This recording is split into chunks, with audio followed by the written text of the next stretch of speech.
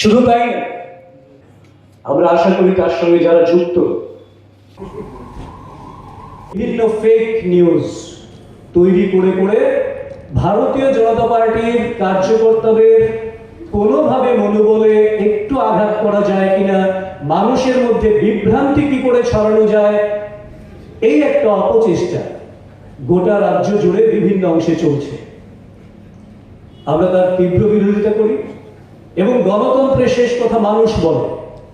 তার জন্য আমরা মানুষের কাছে, যারা ভারতীয় জনতা পার্টির উন্নয়নকে নতুনভাবে দেখছেন, যারা চাঁদাবাজির জুলুমবাজি থেকে মুক্ত হয়েছেন, যে সমস্ত শ্রমিক কৃষক থেকে শুরু করে আপামর অংশের মানুষ, অন্তোদয় অংশের মানুষ বিভিন্ন রকম সুযোগ সুবিধা পেয়েছেন, একটা স্বচ্ছ প্রশাসন, জনগণের জন্য নিবেদিত প্রশাসন আপনারা পেয়েছেন।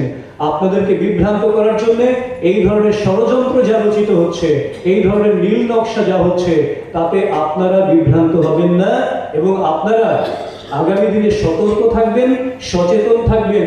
এবং যারা কখনো সিপিএম কংগ্রেসকে, কংগ্রেস সিপিএমকে পরস্পর দোষারোপের একটা নাটক মঞ্চস্থ করে একে অপরের একই মুদ্রার এপিঠ ওপিঠ হিসেবে গোটা রাজ্যে 2018 সাল পর্যন্ত চেপে বসেছিল আপনাদের উপর, তারাই কিন্তু আবার সংঘবদ্ধ হয়েছে আবার এরকম একটা প্রশাসন আপনাদের সামনে নিয়ে আসার জন্য।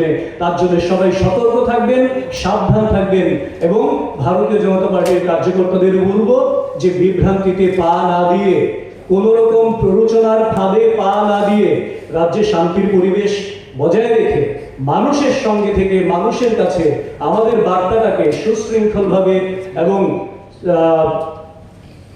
সঠিকভাবে পৌঁছে দিয়ে জনমত গঠনে আপনারা সাহায্য করবেন।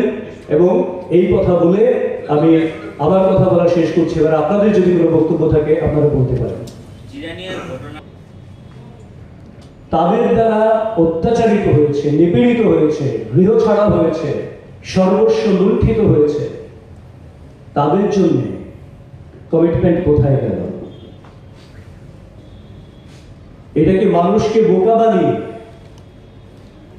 নিজেদের শুধুমাত্র স্বার্থ সিদ্ধির জন্য রাজনৈতিক জোট নয়, এই প্রশ্নটা জনগণের কাছে আমরা সবিনয়ে রাখছি। এবং তারপরও এই নির্বাচন ঘোষণা হওয়ার পর যেখানে সমস্ত প্রশাসন নির্বাচন কমিশনের দ্বারা নিয়ন্ত্রিত হয়, সে জায়গায় রাজ্যে একটা অরাজক পরিস্থিতি তৈরি করার জন্য, একটা বিভাজন রেখা তৈরি করার জন্য, অশান্ত বাতাবরণ তৈরি করার জন্য বিরোধী দলগুলো কতগুলি অপপ্রচার এবং কতগুলি অনাকাঙ্ক্ষিত পদক্ষেপ গ্রহণ করছে, যা মোটেই কাম্য নয়। আপনারা অবগত আছেন, গত পরশুদিন কংগ্রেসের একটি বাইক র্যালি আগরতলা থেকে শুরু করে মজলিশপুরের শচীন্দ্রনগর কলোনি এলাকায় পৌঁছায়। আমরা যতটুকু তথ্য পেয়েছি, শচীন্দ্রনগর পর্যন্ত পৌঁছানোর মতন কোনো পারমিশন তাদের ছিল না। যেহেতু মডেল কোড অফ কন্ডাক্ট রয়েছে, প্রতিটা রাজনৈতিক দল তার রাজনৈতিক কাজকর্ম করবে, সেটা স্বাভাবিক। নির্বাচনের আগে মানুষের কাছে নিজেদের কথাবার্তা নিয়ে যাবেন, কিন্তু প্রত্যেকটা কার্যক্রম with due permission, with due road map সেইভাবে পরিচালিত করার কথা, এবং যা নির্বাচন কমিশনও বারবার বলছেন। কিন্তু আমাদের কাছে যতটা খবর, শচীন্দ্রনগর পর্যন্ত সেই বাইক র্যালির কোনো পারমিশন ছিল না। এবং শুধুমাত্র বাইক র্যালি শচীন্দ্রনগর পৌঁছেছে মজলিশপুরের সেটাই নয়, সেখানে পৌঁছানোর পর একদল কংগ্রেস কর্মী আমাদের 46 নম্বর বুথে যখন ভারতীয় জনতা পার্টির কার্যকর্তারা একটা বৈঠক করছিলেন, তাদের উপর হামলে পড়ে এবং সেই বুথ অফিস নির্বাচনকে সামনে রেখে যেটা তৈরি করা হয়েছে সেটাকে র্যানসেট করে, ভ্যান্ডালাইজ করে, ভাঙচুর করে সেখান থেকে জিনিসপত্র লোপাট করে নিয়ে যায়।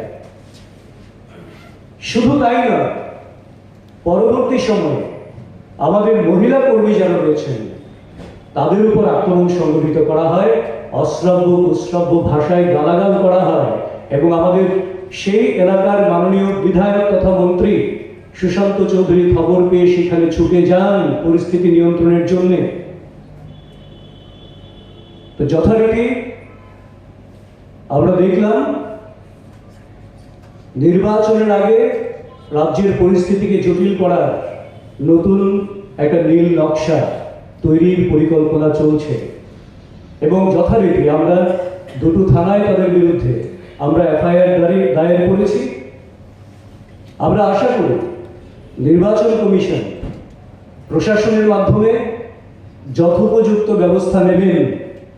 আমরাও চাই একেবারে নিষ্কলঙ্ক এবং শান্তিপূর্ণ পরিবেশে এই নির্বাচনটা হোক। ইলেকশন কমিশনের উপর আমাদের আস্থা রয়েছে। আমরা আশা করি তার সঙ্গে যারা যুক্ত, যাদের বিরুদ্ধে এফআইআর দায়ের করা হয়েছে, নির্বাচন কমিশন তাদের বিরুদ্ধে যথোপযুক্ত ব্যবস্থা গ্রহণ করবে।